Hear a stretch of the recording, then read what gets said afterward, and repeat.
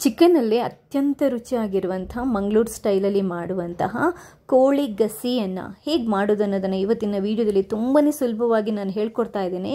ಈ ಗಸಿ ಇದೆಯಲ್ವಾ, ಮಂಗಳೂರು ಕೋರಿ ರೊಟ್ಟಿಗೂ ಸೂಪರ್ ಆಗುತ್ತೆ. ಹಾಗೆಯೇ ನಾರ್ಮಲ್ ಆಗಿ ನಮಗೆ ರೈಸ್, ಚಪಾತಿ ಇರ್ಬೋದು, ರೋಟಿ ಇರ್ಬೋದು, ಎಲ್ಲದಕ್ಕೂ ತುಂಬಾ ಚೆನ್ನಾಗಿರುತ್ತೆ. ಹಾಗಾದರೆ ಈ ವಿಶೇಷವಾಗಿರುವಂಥ ರೆಸಿಪಿನ ಹೇಗೆ ಮಾಡೋದು ಅನ್ನೋದನ್ನು ನೋಡ್ಕೊಂಡು ಬರೋಣ. ಮಂಗಳೂರು ಸ್ಟೈಲಲ್ಲಿ ಮಾಡುವಂತಹ ಈ ಚಿಕನ್ ಗಸಿಯನ್ನು ಮಾಡಲಿಕ್ಕೆ ನಾನೊಂದು 3/4 kg ಚಿಕನನ್ನು ತಗೊಂಡಿದ್ದೇನೆ. ಇದು ವಿತ್ ಸ್ಕಿನ್ ಇರುವಂತಹ ಚಿಕನ್. ವಿದೌಟ್ ಸ್ಕಿನ್ ಚಿಕನ್ ಆದರೆ ಏನಾಗುತ್ತೆ ಅಂತಂದರೆ ಅಷ್ಟು ರುಚಿ ಬರಲ್ಲ. ಯಾವಾಗಲೂ ಚಿಕನ್ ಸಾರು ಚೆನ್ನಾಗಿರಬೇಕು ಅಂತಂದರೆ ವಿತ್ ಸ್ಕಿನ್ ಆದರೆ ತುಂಬಾ ಚೆನ್ನಾಗಿರುತ್ತೆ. 3/4 kg ಇದೆ ಇದು.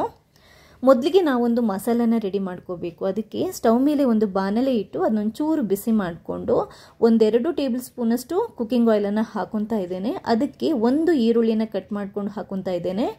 ಸ್ವಲ್ಪ ಕರಿ ಲೀವ್ಸು, ಕರಿಬೇವು, 7-8 ಎಸಳು ಬೆಳ್ಳುಳ್ಳಿ ಗುದ್ಬಿಟ್ಟು ಹಾಕಿದ್ದೇನೆ. ಇದನ್ನ ಒಂಚೂರು ಫ್ರೈ ಮಾಡ್ಕೋಬೇಕು. ಯಾಕಂತಂದರೆ ಈರುಳ್ಳಿ ಇದೆಯಲ್ವಾ, ಒಂದು ಸ್ವಲ್ಪ ಆಯಿಲಲ್ಲಿ ಚೆನ್ನಾಗಿ ಫ್ರೈ ಆದ್ರೇ ಫ್ಲೇವರ್ ತುಂಬಾ ಚೆನ್ನಾಗಿ ಬರೋದು. ಇಷ್ಟು ಫ್ರೈ ಆದರೆ ಸಾಕು. ಇವಾಗ ನಾವು ಇದಕ್ಕೆ ಬೇರೆ ಮಸಾಲೆ ಇಂಗ್ರೀಡಿಯೆಂಟ್ಸನ್ನು ಹಾಕ್ಕೊಂಡು ಹುರಿದ್ಕೋಬೇಕು. ಮೊದಲಿಗೆ 1-2 ಟೇಬಲ್ ಸ್ಪೂನಷ್ಟು ಕೊತ್ತಂಬರಿ ಬೀಜ, ಅದಾದ ನಂತರ 1 ಟೇಬಲ್ ಸ್ಪೂನಷ್ಟು ಜೀರಿಗೆ, ಅದಾದ ನಂತರ 1/4 ಟೇಬಲ್ ಸ್ಪೂನಷ್ಟು ಓಮಕಾಳು. ಓಮಕಾಳು ಕೆಲವರು ಹಾಕ್ತಾರೆ, ನಾನ್ ವೆಜ್ಜಿಗೆ ಹಾಕಿದರೆ ಒಳ್ಳೆಯದು ಅಂತ ಹೇಳ್ತಾರೆ. 1/4 ಟೇಬಲ್ ಸ್ಪೂನಷ್ಟು ಕಾಳು ಮೆಣಸು, ಅಂದರೆ 8-10 ಕಾಳು ಮೆಣಸು, 1/4 ಟೇಬಲ್ ಸ್ಪೂನಷ್ಟು ಮೆಂತೆ, 1 ಚಿಕ್ಕ ತುಂಡಷ್ಟು ಶುಂಠಿ.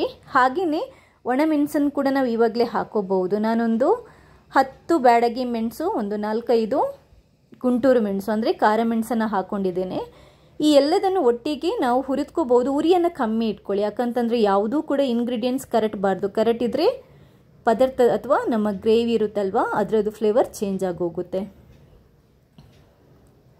ಮೀಡಿಯಮ್ ಉರಿಯಲ್ಲೇ ಇಟ್ಕೊಂಡು ನೀಟಾಗಿ ಹುರಿದ್ಕೊಳ್ಳೋಣ. ಮೆಣಸೆಲ್ಲ ಒಂದು ಸ್ವಲ್ಪ ಹುರಿದು ಒಂಚೂರು ಕ್ರಿಸ್ಪಿ ಆದ ನಂತರ ಕೊನೆಗೆ ಇದೆಯಲ್ವ, ಅಂದರೆ ಕೊನೆಯದಾಗಿ ನಾವು ಒಂಚೂರು 1/4 ಟೇಬಲ್ ಸ್ಪೂನಷ್ಟು ಅರಶಿನ ಪುಡಿಯನ್ನು ಹಾಕೋಬೇಕು. ಲಾಸ್ಟಿಗೆ ಹಾಕ್ಕೊಂಡು ಒಂಚೂರು ಮಿಕ್ಸ್ ಮಾಡ್ಕೊಳ್ಳಿ. ಅರಶಿನ ಪುಡಿ ಹಾಕಿದ ನಂತರ ಜಾಸ್ತಿ ಹೊತ್ತು ಹುರಿದ್ಕೊಳ್ಳೋದು ಬೇಡ. ಸ್ಟವನ್ನು ಬಂದ್ ಮಾಡ್ಬೋದು. ನಿಮಗೆ ಮಸಾಲ ಇಂಗ್ರೀಡಿಯೆಂಟ್ ಫ್ರೈ ಆಗುತ್ತಲ್ವ, ಹುರಿತೀವಲ್ವ, ಒಳ್ಳೆ ಫ್ಲೇವರ್ ಬರುತ್ತೆ. ಆವಾಗ ಸ್ಟವನ್ನು ಆಫ್ ಮಾಡಿಬಿಟ್ಟು ಒಂದು ತಟ್ಟೆಗೆ ಆ ಮಸಾಲೆ ಎಲ್ಲ ತೆಗೆದಿಟ್ಬಿಡಿ. ಇವಾಗ ಅದೇ ಪಾತ್ರೆಗೆ 1 ಟೇಬಲ್ ಸ್ಪೂನಷ್ಟು ಎಣ್ಣೆ ಅಥವಾ ಕುಕ್ಕಿಂಗ್ ಆಯಿಲನ್ನು ಹಾಕಿಬಿಟ್ಟು 1 ಹಿಡಿಯಷ್ಟು ಕಾಯಿ ತುರಿನ ಹಾಕೊತಾ ಇದ್ದೇನೆ.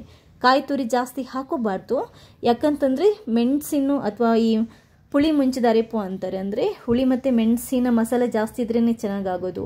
ಕೊಕೊನಟ್ ಜಾಸ್ತಿ ಇದ್ದರೆ ಸ್ವಲ್ಪ ಸಪ್ಪೆ ಆಗುತ್ತೆ. ಸೊ ಕಾಯಿ ತುರಿಯನ್ನು ಕೂಡ ನೀವು ಸ್ವಲ್ಪ ಹುರಿದ್ಕೋಬೇಕು. ಇವಾಗ ಈ ಮಸಾಲೆ ಇಂಗ್ರೀಡಿಯೆಂಟ್ಸ್ ತಣ್ಣಗಾಗಿರುತ್ತಲ್ವ, ಅದನ್ನ ಒಂದು ಮಿಕ್ಸಿ ಅಥವಾ ಗ್ರೈಂಡರಿಗೆ ಹಾಕ್ಕೊಂಡು ಒಂದು ಸ್ವಲ್ಪ ಹುಣಸೆ ಹಣ್ಣನ್ನು ಹಾಕೋಬೇಕು. ಈ ಥರ ಇಷ್ಟು ಸಾಕು. ಹುಣಸೆಹಣ್ಣು ನಿಮಗೆ ರುಚಿಗೆ ಎಷ್ಟು ಬೇಕೋ ನೋಡ್ಕೊಂಡು ಹಾಕ್ಕೊಳ್ಳಿ. ಅದಾದ ನಂತರ ಒಂದು ಅರ್ಧ ಲೋಟದಷ್ಟು ಅಥವಾ ಒಂದು ಅರ್ಧ ಕಪ್ಪಷ್ಟು ನೀರನ್ನು ಹಾಕ್ಕೊಂಡು ಫಸ್ಟ್ 1 ರೌಂಡು ಈ ಮಸಾಲೆ ಇಂಗ್ರೀಡಿಯೆಂಟ್ಸ್ನೆಲ್ಲ ಗ್ರೈಂಡ್ ಮಾಡ್ಕೊಂಡು ಬಿಡಬೇಕು. ಯಾಕಂತಂದರೆ ಅದು ಫಸ್ಟ್ ಪುಡಿ ಆಗಬೇಕು. ಒಂದು ಸರಿ ಪುಡಿ ಆದ ನಂತರ ಮತ್ತೆ ಬೇಕಾದರೆ 1 ಲೋಟದಷ್ಟು ನೀರನ್ನು ಹಾಕಿ ಅಥವಾ 1 ಕಪ್ಪಷ್ಟು ನೀರನ್ನು ಹಾಕಿ ಇನ್ನೊಂದು ಸರಿ ನೈಸಾಗಿ ಪೇಸ್ಟ್ ಮಾಡ್ಕೋಬೇಕು. ನೋಡಿ ಈ ಥರ ಇಷ್ಟು ಪೇಸ್ಟ್ ಆಗಬೇಕು. ಇದು ತುಂಬಾ ಚೆನ್ನಾಗಿ ನೈಸಾಗಿ ಆಗಿದೆ. ಯಾಕಂತಂದರೆ ಈ ಮಸಾಲೆ ಚೆನ್ನಾಗಿ ಗ್ರೈಂಡ್ ಆದ್ರೇ ನಮಗೆ ತುಂಬ ಚೆನ್ನಾಗಿ ಗ್ರೇವಿ ಮಾಡೋಕ್ಕೆ ಹೆಲ್ಪ್ ಆಗುತ್ತೆ. ಇವಾಗ ಸ್ಟವ್ ಮೇಲೆ ಒಂದು ಪಾತ್ರೆ ಇಟ್ಟು ಅದಕ್ಕೆ ಒಂದು 4-5 ಟೇಬಲ್ ಸ್ಪೂನಷ್ಟು ಕುಕ್ಕಿಂಗ್ ಆಯಿಲನ್ನು ಹಾಕೋಬೇಕು. ನೀವು ತುಪ್ಪ ಹಾಕಿದ್ರೂ ನಡೆಯುತ್ತದೆ. ಇದಕ್ಕೆ ಮತ್ತೆ 1 ಈರುಳ್ಳಿನ ಕಟ್ ಮಾಡ್ಕೊಂಡು ಹಾಕ್ಕೊಳ್ಳಿ. ಹಾಗೆಯೇ ಒಂದು 7-8 ಎಸಳು ಬೆಳ್ಳುಳ್ಳಿ, ಸ್ವಲ್ಪ ಕರಿ ಲೀವ್ಸು, ಇಷ್ಟನ್ನು ಹಾಕ್ಕೊಂಡು ಇದನ್ನ ನೀಟಾಗಿ ಹುರಿದ್ಕೋಬೇಕು. ನಾವು ಈರುಳ್ಳಿ ಬೆಳ್ಳುಳ್ಳಿಯಲ್ಲಿ ಚಿಕನನ್ನು ಬೇಯಿಸಿದ್ರೇ ಚೆನ್ನಾಗಿರುತ್ತೆ. ಕೆಲವರು ಏನು ಮಾಡ್ತಾರೆ, ಬರೀ ಈ ಮೆಣಸಿನ ನಾವು ಮಸಾಲ ಪೇಸ್ಟ್ ಮಾಡಿದ್ವಲ್ವ ಅದರಲ್ಲಿ ಕೂಡ ಬೇಯಿಸ್ತಾರೆ. ಬಟ್ ಈ ಥರ ನಾವು ಫಸ್ಟ್ ಮಾಡಿದರೆ ಎಣ್ಣೆಯಲ್ಲಿ ಬೇಯಲಿಕ್ಕಿಟ್ರೆ ಚಿಕನ್ ತುಂಬಾ ಬೇಗ ಬೇಯುತ್ತೆ.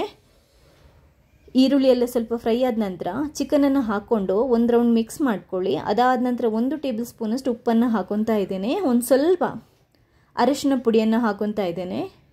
ಎರಡನ್ನು ಹಾಕಿಬಿಟ್ಟು ಒಂದ್ಸರಿ ಮಿಕ್ಸ್ ಮಾಡಿಕೊಂಡು ಇದನ್ನ ಮುಚ್ಚಿಟ್ಬಿಟ್ಟು ಒಂದು 4-5 ನಿಮಿಷ ಬೇಯಲಿಕ್ಕೆ ಬಿಡಬೇಕು. ಅವಾಗವಾಗ ಮಗಿಸ್ತಾ ಇರಬೇಕು ಮಿಡ್ಲಲ್ಲಿ, ಅಂದರೆ ತಳ ಹಿಡಿಲಿಕ್ಕೆ ಬಿಡಬಾರ್ದು. ನೀರೇನು ಹಾಕೋ ಅವಶ್ಯಕತೆ ಇಲ್ಲ. ಇವಾಗ ಈ ಕಾಯಿ ತುರಿ ರೆಡಿ ಮಾಡಿ ಇಟ್ಟಿದ್ವಲ್ವಾ, ಹುರಿದ್ಬಿಟ್ಟು ಇದನ್ನ ಒಂಚೂರು ನಾವು ಪುಡಿ ಮಾಡ್ಕೋಬೇಕು. ಯಾಕಂತಂದರೆ ಇಷ್ಟು ಈ ಥರ ಬೇಡ, ಇದನ್ನ ಒಂದು ರೌಂಡ್ ನಾವು ಪುಡಿ ಮಾಡಿದರೆ ಚೆನ್ನಾಗಿರುತ್ತೆ. ಕೊನೆಗೆ ನಾವು ಮಿಕ್ಸ್ ಮಾಡೋದು ಆ್ಯಕ್ಚುಲ್ ಆಗಿದ್ದನ್ನ, ಬಟ್ ಇವಾಗಲೇ ರೆಡಿ ಮಾಡಿ ಇಟ್ಕೊಂಡು ಬಿಡೋಣ. ಇವಾಗ ಚಿಕನ್ ಬೆಂದಿರುತ್ತಲ್ವ, ನೋಡ್ಕೊಳ್ಳಿ ಒಂದ್ಸರಿ ಚಿಕನ್ ಬೆಂದಿದೆಯಾ ಅಂತ. ಬೆಂದಾದ ನಂತರ ಈ ಮೆಣಸಿದೆಲ್ಲ ಮಸಾಲ ಮಾಡಿಟ್ಟಿದ್ವಲ್ವ, ಅದನ್ನ ನಾವು ಹಾಕೊಂಡು ಬಿಡಬೇಕು. ಹಾಕ್ಕೊಂಡು ಮಿಕ್ಸ್ ಮಾಡಬೇಕು. ನೀಟಾಗಿ ಮಿಕ್ಸ್ ಮಾಡ್ಕೊಳ್ಳಿ. ದಪ್ಪ ನೋಡಿ ಅಡ್ಜಸ್ಟ್ ಮಾಡ್ಕೊಳ್ಳಿ. ಬೇಕಿದ್ರೆ ಒಂದು ಸ್ವಲ್ಪ ನೀರನ್ನು ಹಾಕೋಬಹುದು. ಒಂದು ವೇಳೆ ಸುಕ್ಕ ಮಾಡೋದಿದ್ರೆ ನಾವು ಇಷ್ಟು ತೆಳ್ಳಗೆ ಮಾಡಬಾರ್ದು. ಈ ಮಸಾಲನ ನಾನು ಗಸಿ ಮಾಡೋದ್ರಿಂದ ಸ್ವಲ್ಪ ತೆಳ್ಳಗೆ ಮಾಡ್ತಾ ಇದ್ದೀನಿ. ಯಾಕಂತಂದರೆ ಆಮೇಲೆ ಕೋಕೋನಟ್ ಹಾಕಿ ನಾವು ಮಿಕ್ಸ್ ಮಾಡಿದಾಗ ದಪ್ಪನೇ ಬರುತ್ತೆ ಇದು. ಇದನ್ನ ಮತ್ತೆ ಒಂಚೂರು ಮುಚ್ಚಿಬಿಟ್ಟು ನಾವು ಬೇಯಲಿಕ್ಕೆ ಇಡಬೇಕಂದ್ರೆ ಕುದಿಲಿಕ್ಕೆ ಇಡಬೇಕು. ಮಸಾಲೆ ಚೆನ್ನಾಗಿ ಕುದಿಬೇಕು. ನಿಮಗೆ ಕುದಿದಾಗ ಗೊತ್ತಾಗುತ್ತೆ ನೋಡಿ, ಒಂದು ರೌಂಡ್ ಚೆನ್ನಾಗಿ ಕುದಿದಿದೆ. ಇವಾಗ ಬೇಕಾದರೆ ಉಪ್ಪನ್ನು ನೋಡ್ಕೊಂಡು ಅಡ್ಜಸ್ಟ್ ಮಾಡ್ಕೊಳ್ಳಿ. ಉಪ್ಪು ಸ್ವಲ್ಪ ಕಮ್ಮಿ ಇರೋದ್ರಿಂದ ನಾನು ಹಾಕ್ಕೊತಾ ಇದ್ದೇನೆ. ನೀವು ಒಂಚೂರು ಚೆಕ್ ಮಾಡಿಕೊಂಡು ಹಾಕ್ಕೊಳ್ಳಿ. ಯಾಕಂತಂದರೆ ಕಾಯಿ ತುರಿ ಹಾಕಿದ ನಂತರ ಮತ್ತೆ ಸಪ್ಪೆಯಾಗುತ್ತೆ. ಆದ್ದರಿಂದ ಬೇಕಿದ್ರೆ ಒಂದು ಸ್ವಲ್ಪ ಹಾಕೋಬಹುದು. ನೀಟಾಗಿ ಮಿಕ್ಸ್ ಮಾಡ್ಕೊಳ್ಳಿ. ಒಂದ್ಸರಿ ಕುದಿಲಿಕ್ಕೆ ಬಿಡಬೇಕು ನಾವಿದನ್ನ. ಚೂರು ಮಸಾಲ ದಪ್ಪ ಆಗಬೇಕು. ಒಂಚೂರು ದಪ್ಪ ಆದ ನಂತರ ಇವಾಗ ನಾವು ಕಾಯಿ ತುರಿ ರೆಡಿ ಮಾಡಿ ಇಟ್ಕೊಂಡಿದ್ವಲ್ವ, ಅದನ್ನ ಹಾಕೋಬಹುದು. ಕಾಯಿ ತುರಿನ ಹಾಕ್ಕೊಂಡು ನೀಟಾಗಿ ಮಿಕ್ಸ್ ಮಾಡ್ಕೊಳ್ಳಿ. ನೋಡಿ, ಈ ಗ್ರೇವಿ ದಪ್ಪ ಆಗ್ತಾ ಬಂತು. ಕಾಯಿ ತುರಿ ಹಾಕಿದ ನಂತರ ಕೂಡ ಅಷ್ಟೇ ಒಂದು ರೌಂಡ್ ನಾವಿದನ್ನ ಕುದಿಲಿಕ್ಕೆ ಬಿಡಬೇಕು. ಕಾಯಿ ತುರಿ ಹಾಕಿದ ಕೂಡಲೇ ನೀವು ಕೆಳಗಡೆ ಇಳಿಸಬಾರ್ದು. ಯಾಕಂತಂದರೆ ನಮಗೆ ಈ ಗ್ರೇವಿ ಬೇಗ ಹಾಳಾಗುತ್ತೆ, ಜಾಸ್ತಿ ಹೊತ್ತು ಇಡ್ಲಿಕ್ಕಾಗಲ್ಲ. ಅದರಿಂದ ಕಾಯಿ ತುರಿ ಹಾಕಿದ ನಂತರ ಕೂಡ ಒಂದು ಸ್ವಲ್ಪ ಇದನ್ನ ಕುದಿಲಿಕ್ಕೆ ಬಿಡೋಣ. ಕುದೀತಾ ಇದೆ, ಇಷ್ಟು ಸಾಕು. ಮೇಲ್ಗಡೆ ಈ ಥರ ಆಯಿಲ್ ಬಂದಾಗ ಪರ್ಫೆಕ್ಟಾಗಿ ಚಿಕನ್ ಗ್ರೇವಿ ರೆಡಿಯಾಗಿರುತ್ತೆ. ನೋಡಿದ್ರೇ ಬಾಯಲ್ಲಿ ನೀರು ಇರುತ್ತೆ, ಅಷ್ಟು ಚೆನ್ನಾಗಿ ಬಂದಿದೆ. ಇದು ಆ್ಯಕ್ಚುಲಿ ನಮಗೆ ವೈಟ್ ರೈಸ್ ಇರ್ಬೋದು, ಕುಚ್ಚಲಕ್ಕಿ ಅನ್ನ ಇರ್ಬೋದು, ಇದರ ಜೊತೆನೂ ಚೆನ್ನಾಗಿರುತ್ತೆ. ಮಂಗಳೂರು ಕೋರಿ ರೊಟ್ಟಿ ಅಂತಾರಲ್ವ, ಅದರ ಜೊತೆ ಅಂತೂ ಅದ್ಭುತ ಕಾಂಬಿನೇಷನ್ ಅಂತಲೇ ಹೇಳ್ಬೋದು. ಹಾಗೆಯೇ ರೊಟ್ಟಿ, ಚಪಾತಿ, ನೀರು ದೋಸೆ ಇದಕ್ಕೆಲ್ಲದಕ್ಕೂ ದಿ ಬೆಸ್ಟ್ ಅಂತಲೇ ಹೇಳ್ಬೋದು. ಕಡುಬು ಇರುತ್ತಲ್ವ, ಅದಕ್ಕೂ ಕೂಡ ತುಂಬಾ ಚೆನ್ನಾಗಿರುತ್ತೆ. ಒಂದ್ಸರಿ ಈ ಥರ ಚಿಕನ್ ಗ್ರೇವಿಯನ್ನು ನೀವು ಕೂಡ ಟ್ರೈ ಮಾಡಿ, ಖಂಡಿತವಾಗ್ಲೂ ನಿಮಗೆ ಇಷ್ಟ ಆಗುತ್ತೆ. ಆ್ಯಕ್ಚುಲಾಗಿ ಹೇಳಬೇಕು ಅಂತಂದರೆ ಚಿಕನ್ ಗ್ರೇವಿಗಳಲ್ಲಿ ಅತ್ಯಂತ ರುಚಿ ಇರೋದು ಅಂತಂದರೆ ಮಂಗಳೂರು ಕಡೆ ಮಾಡುವಂಥ ಚಿಕನ್ ಗ್ರೇವಿ ಅಥವಾ ಚಿಕನ್ ಕರಿ ಅಂತ ಹೇಳ್ತಾರೆ. ಸೊ ರೆಸಿಪಿನ ನಾನು ಹೇಳ್ಕೊಟ್ಟಿದ್ದೇನೆ, ಟ್ರೈ ಮಾಡಿ, ಮರೆಯದೆ ನನಗೆ ನಿಮ್ಮ ಫೀಡ್ಬ್ಯಾಕ್ನ ತಿಳಿಸಿ. ಥ್ಯಾಂಕ್ಸ್ ಎಲ್ರಿಗೂ.